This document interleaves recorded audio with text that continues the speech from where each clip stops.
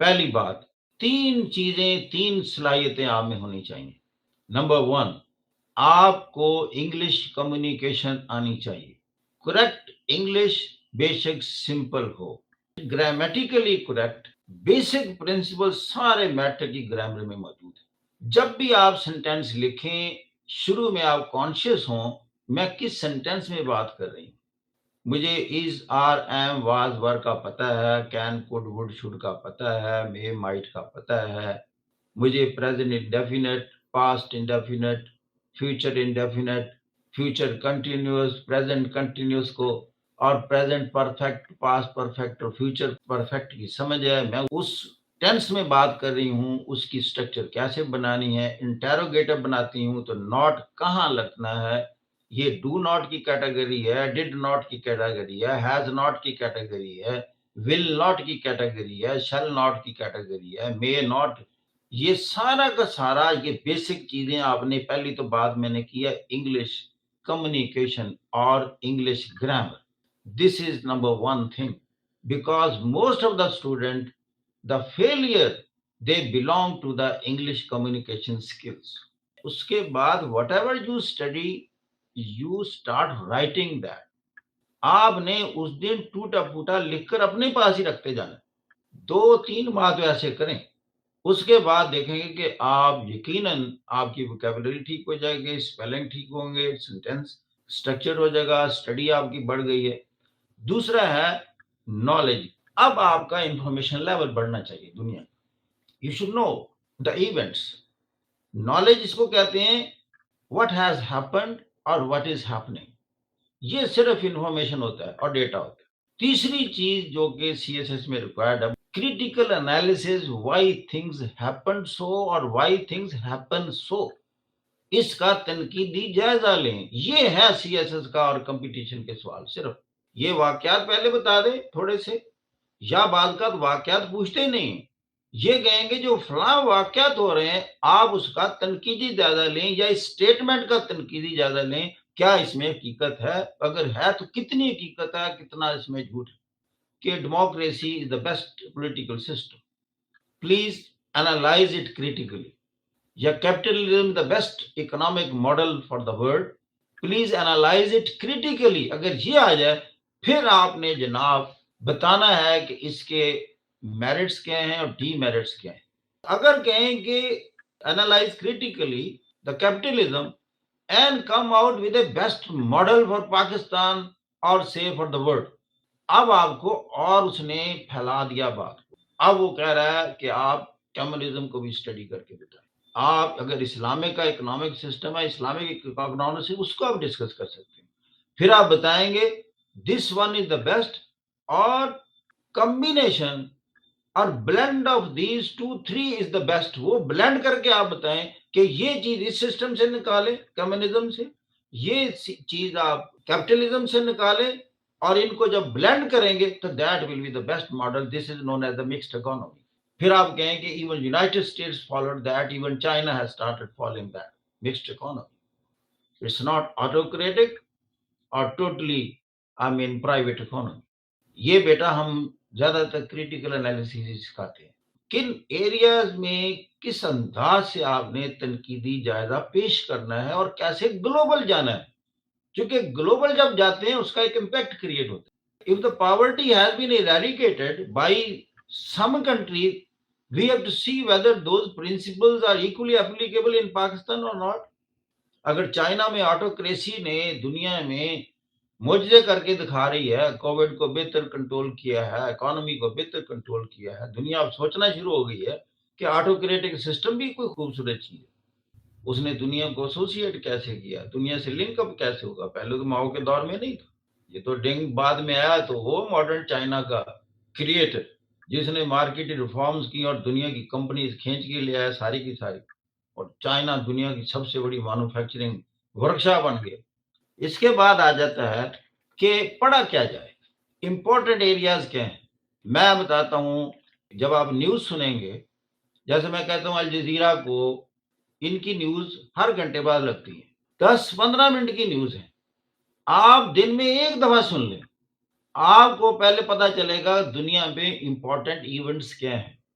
اگر دنیا میں G7 کی میٹنگ ہو رہی ہو، اس نے لازمی بتانا ہے کہ G7 کی میٹنگ شروع ہو گئی ہے، اس نے کمیونیکے جاری کر دیا ہے، یہ فیصلہ ہوا ہے۔ اب آپ کو پتا چل گیا کہ کیا پڑھا جائے۔ G7 میں یہ فیصلہ ہوا کہ کلائمیٹ چینج کی وجہ سے جو دنیا میں ڈسرپشنز ہو رہی ہیں ورلڈ وائڈ، اس کو ہینڈل کیسے کیا جائے۔ اور دوسرا G7 میں یہ ہوا کہ جو چائنا کی ایمرجنس ہے وہ ہمیں کچھ تھریٹ کر رہی ہے، چیلنج کر رہی ہے، اور B3W جو انٹروڈیوس کیا جائے، بلڈ بیک بیٹر ورلڈ، یہ دو باتیں تو آپ کو سمجھ آ گئی کیا پڑھنا چاہیے۔ دوسرا، آپ نے دیکھا دنیا میں کوئی UNO کی کانفرنس ہو رہی ہے، کلائمیٹ پر ہو رہی ہے، اور اس پر یہ حوصلہ ہو رہا ہے کہ کچھ کنٹریز ایسے ہیں کول فائرڈ پاور پلانٹس کی کنسٹرکشن اور بلڈنگ بند نہیں کر رہے، اور coal is the largest emitters of green house gases, تو that is a big problem. تو اب آپ کو پتا چل گیا کہ دنیا کا ایشو کلائمیٹ چینج ہے۔ پھر ہے، اگر OIC کی کونسل آف فارن منسٹرز کی میٹنگ اسلام آباد میں ہوتی ہے اور وہ فوکس ہوتا ہے افغانستان، اس کا مطلب کہ افغانستان ایشو ایک لوکل نہیں رہا، یہ تھوڑا سا براڈر کنٹیکسٹ میں چلا گیا۔ دو باتیں تھیں، آج تک کسی بھی دنیا کے ملک نے افغانستان کو ریکگنائز نہیں کیا، نئی گورنمنٹ کو، جبکہ سارے ملک میں طالبان حکومت کا کنٹرول ہے۔ سمجھ سو کہ مسلمان ملک ہے، OIC کے 57 کنٹریز ہیں، انہوں نے ریکگنیشن کا ایشو ہی نہیں اٹھایا اسلام آباد میں۔ سینسٹیوٹیز دیکھیں گلوب کی کتنی ہے اباؤٹ طالبان۔ سوال بنتا ہے کہ سینسٹیوٹیز کیا ہیں، اور وہ دنیا کی سینسٹیوٹیز کو ایڈریس کرنے میں ناکام کیوں ہیں ابھی تک۔ اب کلائمیٹ میں آگے کیا پڑھا جائے، اس میں صرف تین چیزیں ہوتی ہیں کہ what is that phenomenon, why it is there, and what are the obstacles which has created so many apprehensions for the future of the humanity۔ پھر آ جاتا ہے کہ چائنا کیوں ایک چیلنج ہے، کوارڈ بنایا جا رہا ہے، کوارڈلیٹڈ dialogue, why it has been formed in this century now, what is the reason, you must know that۔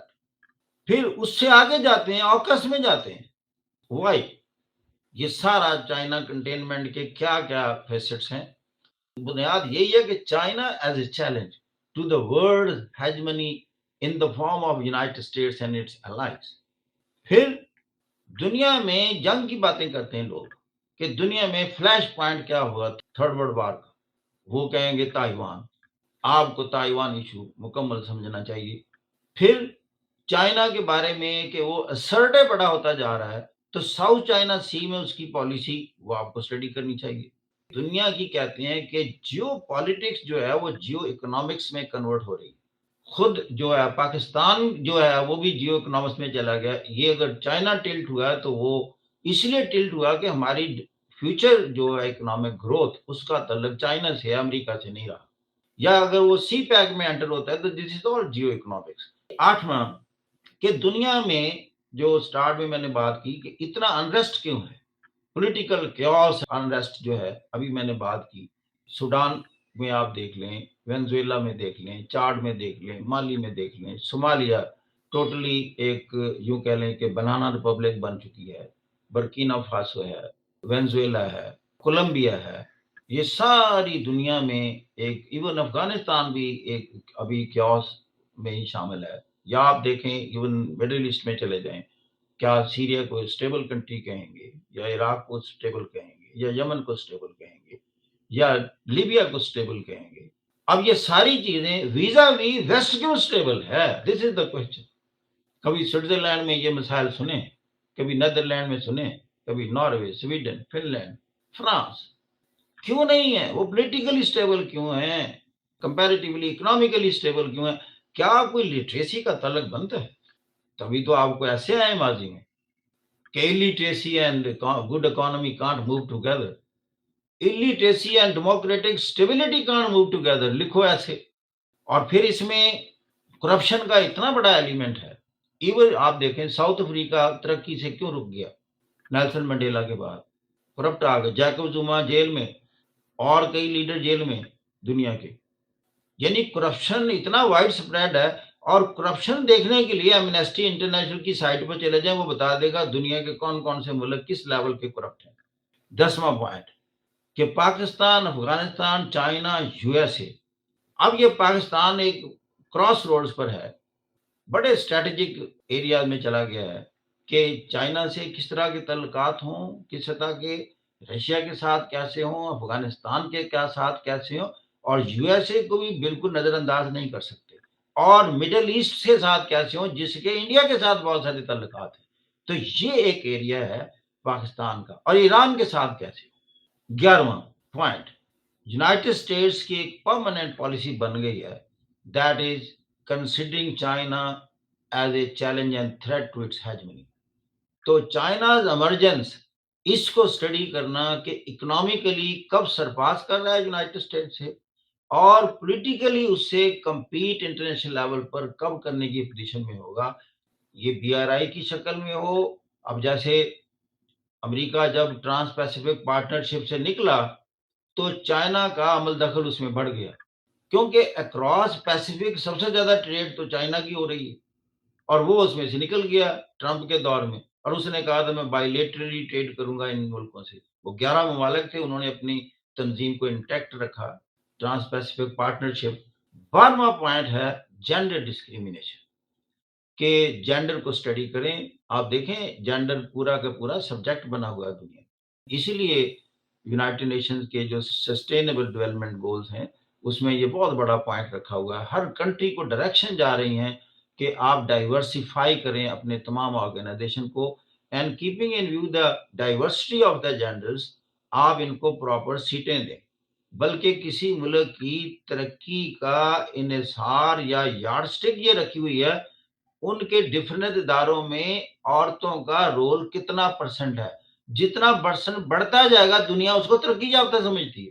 13th point, where is the Muslim world, مسلم دنیا کہاں ہے، یہ تنزلی کا شکار کیوں ہے، اکنامیکلی بھی ساؤنڈ نہیں، ٹیکنالوجیکلی ساؤنڈ نہیں، سائنٹیفکلی ساؤنڈ نہیں، ایجوکیشنلی ساؤنڈ نہیں، واٹ ہیپن ٹو دیم؟